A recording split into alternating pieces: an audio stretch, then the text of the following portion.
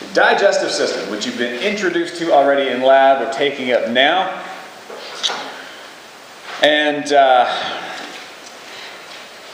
it's not immediately obvious why I would choose a picture like this as the backdrop and the header for the digestive system, until you start to think food travels through the body, not in the body. You're donut shaped. Through your mouth, through your intestines, food in that area, in that compartment, is not in your body. Your body surrounds that compartment, absolutely. But rather than being a bag of enzymes and cells, you're more of a donut shape. Or technically, this is a torus. A porous torus. In my opinion, I think that really describes the digestive system well. It allows passage of food, and there are portals, there are enzymes that can absorb nutrients from that food, but the food never completely is absorbed into the body. Some of it passes straight through. So this is the header image that I think best approximates the digestive system. Pretty sterile though, not very appetizing. Something like this is a lot more appetizing. Donut shaped, easier to wrap your head around than a torus. And by the way, if you've never been to Vandal's Donuts in Halifax, these donuts are from there. Fantastic donuts. If you're ever in the mood, you have a little craving. They sell out by like 8 or 9 a.m. most days. I stopped in a couple weekends ago. They have the actual Simpsons donut, which is pretty cool. Lots of really good, delicious stuff, and it makes you feel wonderful afterwards, let me tell you. So donut shaped, or torus shaped, however you want to approach it, is how we are looking at the digestive system. So we are going to take our time here to review the important structures, name them, get their orientation, and figure out what the accessory structures do to help support normal digestion. We will look at what digestion is. You have an idea, a vague concept now, but what are the processes involved in the mechanical and chemical breakdown of foodstuff that allows absorption? This whole process of breaking things down from large into smaller and smaller pieces is really what we think of as digestion. And those smallest pieces are the nutrients that are released that our body can absorb and then put to use doing other fun things. We can help support normal structure of bones. We can use the energy from these small pieces to create ATP in the cell, support metabolism, neural firing, all the information and processes that we do on a daily basis supported by food. This is about as appetizing as this section gets.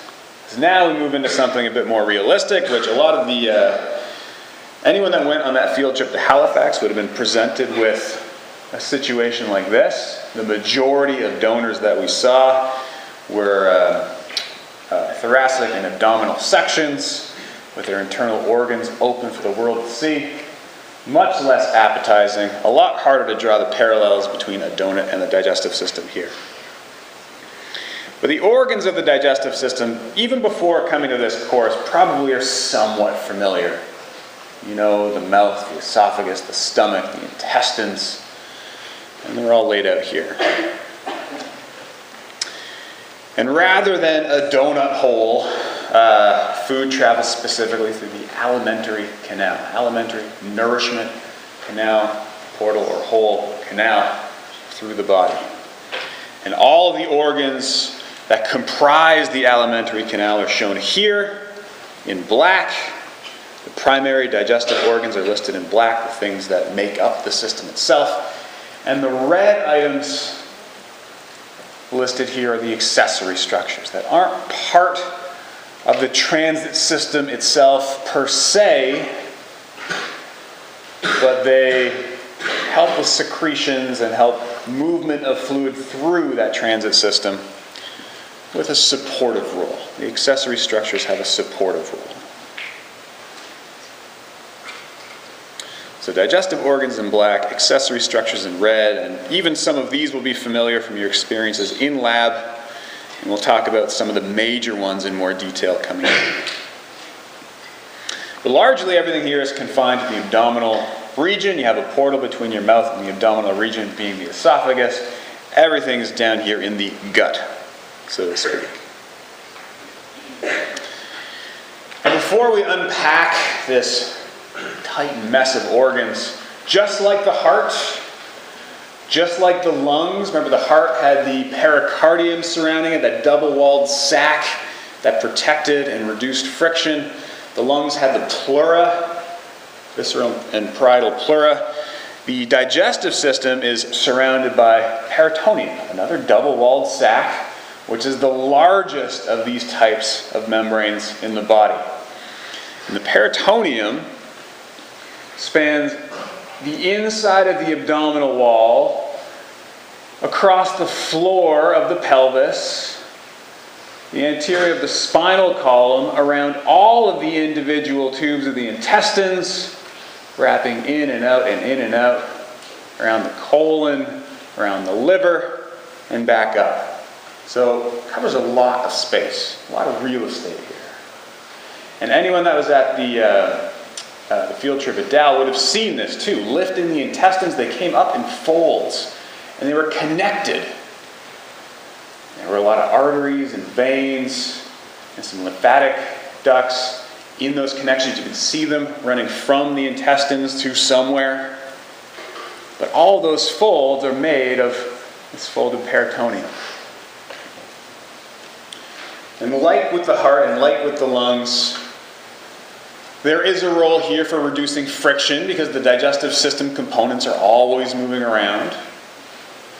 So we want to lubricate and reduce friction of those moving components. This is where the sites of absorption largely occur, where nutrients are absorbed and transported into the body. Those arteries and veins are encased in the peritoneum. And it can also be a site of energy storage, for better or for worse.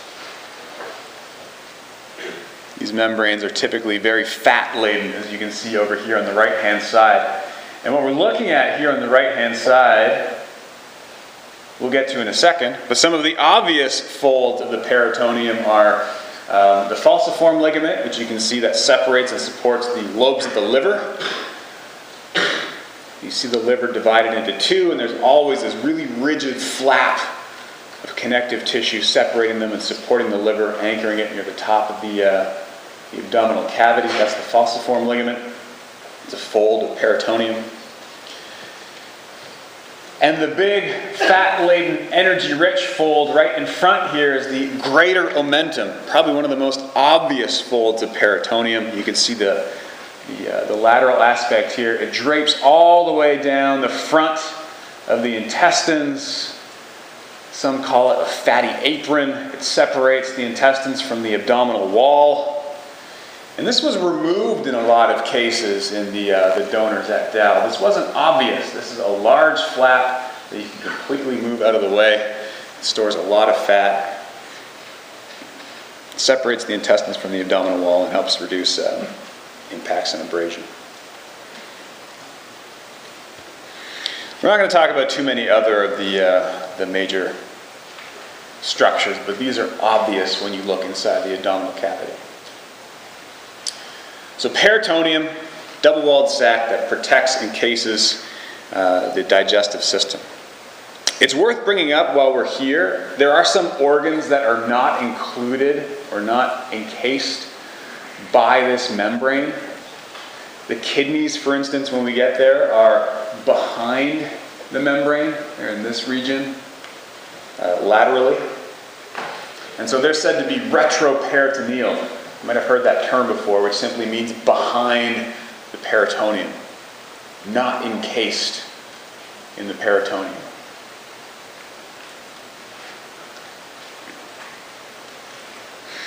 So we have these, the intestines, which are major components of the digestive system. Of course, there's others as well, but encased in the peritoneum in the abdominal cavity.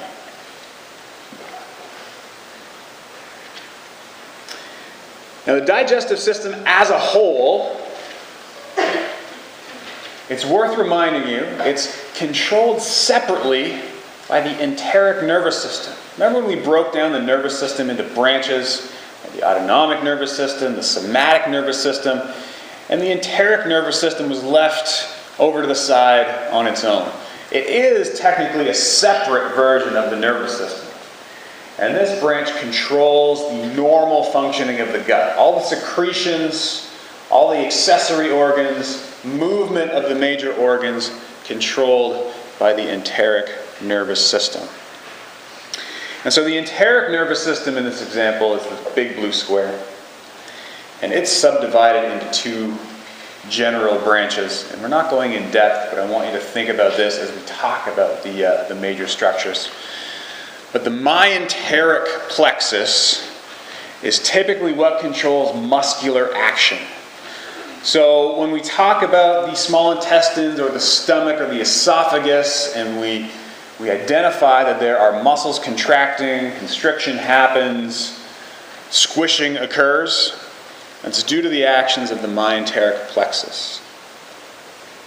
Agitation, movement, churning, mixing, pushing the contents through the digestive system are actions of the myenteric plexus. Second branch of the enteric nervous system, being the submucosal plexus, is largely what accounts for secretions. We'll think about it that way. It has other roles, but we'll think about it as controlling secretions. And there are connections between these two branches to ensure they always occur in tandem. Secretions are generally required for proper breakdown and to help move food through the digestive system. So we want both of these typically active in close succession, if not at the same time.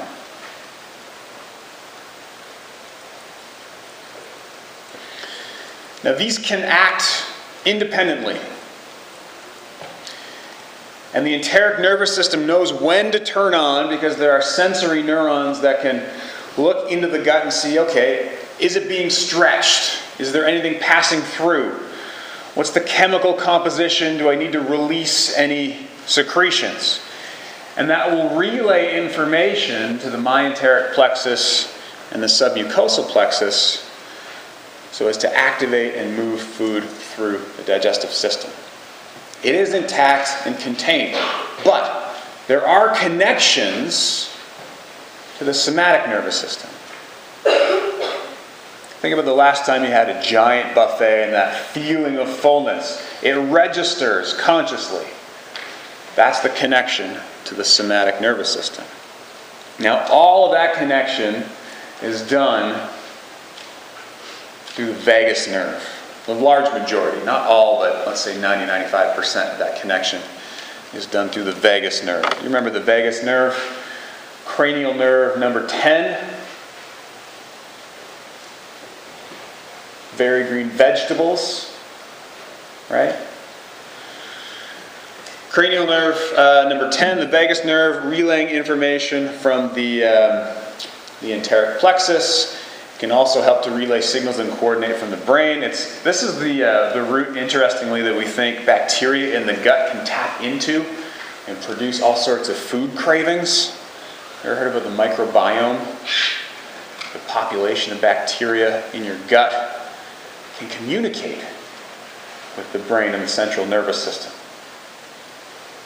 For better or for worse, bacteria in the gut really like typical kinds of food, and if you feed them really junky donuts, for instance, when they're not getting them, they send signals to the brain through the vagus nerve saying, hey, we're not getting enough donuts, why don't you go have some more? Unfortunate for us as a free-living species. But largely contains some connections to the somatic nervous system. We're going to leave it here for now because we're diving into the organs in depth and the actions of the digestive system tomorrow. Review of marks and turning point questions tomorrow as well. Make sure you're ready for that. Have a wonderful Thursday afternoon.